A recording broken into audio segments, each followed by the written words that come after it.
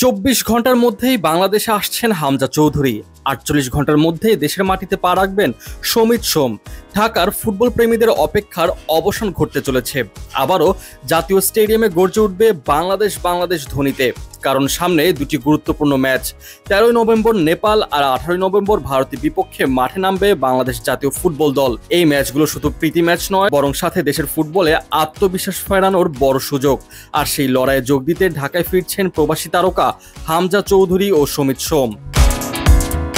রবিবার অর্থাৎ ৯ নভেম্বর বিষয়টি নিশ্চিত করেছেন জাতীয় দলের টিম ম্যানেজার আমের খান। তিনি জানিয়েছেন, লেস্টার সিটির ফুটবলার হামজা চৌধুরী সোমবার দুপুরে ঢাকায় পৌঁছাবেন। অন্যদিকে সমিত সোম মঙ্গলবার রাতে ঢাকায় আসবেন। এই ঘোষণার পর থেকেই সমর্থকদের মধ্যে নতুন করে উত্তেজনা ছড়িয়ে পড়েছে। হামজা চৌধুরীর আগমন মানেই যেন মাঠে নতুন উদ্যম। তার পায়ের স্পর্শে বদলে যায় বাংলাদেশের মাঝ মাঠের গতি, ছন্দ আর আত্মবিশ্বাস।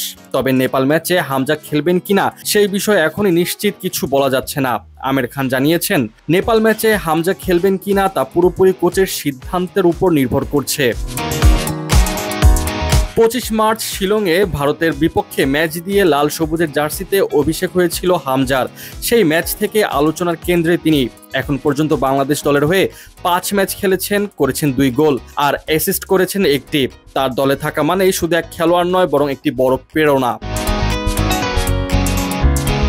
বাংলাদেশ এশিয়া কাপ বাছাই পর্ব থেকে বিদায় নিয়েছে ৪ ম্যাচে ২টি ড্র আর ২ পরাজয়ের পর।